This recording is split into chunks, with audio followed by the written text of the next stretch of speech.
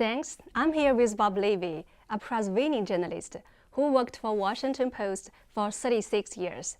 He's best known for his column, Bob Levey's Washington. Bob also had an extensive career as a commentator, TV and radio talk show host. He's now a visiting professor at VCU Robertson School of Media and Culture. Thank you, Bob. Thank you for joining us. You have seen a lot of changes in news industry. So what is the biggest change you have witnessed? Well, certainly the biggest is the arrival of the internet, which is just 25 years old. All the changes that the internet has caused in the news industry are as young as you are, and they are still being developed and they're still being understood. But the business model has changed totally, and the speed with which news arrives and the speed with which it's reported and written is faster than it's ever been before. Okay. Fake news has become a part of 2016 national election. So what can we do to make sure we know the difference between fake news and real news? Well, there's always been controversy about how accurate news can be, and there has always been inaccurate journalism. I often say, not only here at the Robertson School but elsewhere, that I wish I could have back every story I've ever written, and it's thousands of them, so that I could make one more phone call and make it a little more accurate. But that isn't what fake news means, and it's not what fake news has come to mean in the political process. President Trump means any story that he doesn't like or any story that doesn't portray him in a favorable way is automatically fake news.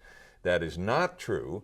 I know that's not true, but what we need in this discussion is readers and viewers and listeners who are willing to accept news and seek news from reputable sources.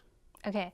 The Post and the New York Times both enjoyed a surge in subscription and circulation since the election of Donald Trump. So what is the reason, do you think, for that development? I think a lot of people began to understand, maybe for the first time, that well-reported, carefully edited news, the opposite of fake news, is expensive to produce. It takes people, it takes time, and it takes a lot of layering of careful wording and careful sourcing. It is expensive because people like to get paid and people like to eat their meals, and therefore you can't just sit there and type on a laptop and do as well as the New York Times can do. But understanding where we are in the business side is a topic that we could spend an hour on, and we don't have an hour.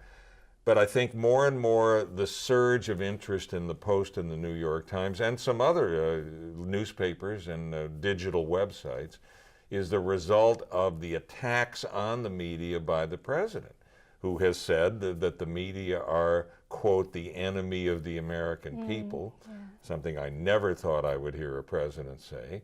But indeed, there is a lot of resistance, and it's taking the form of buying these products.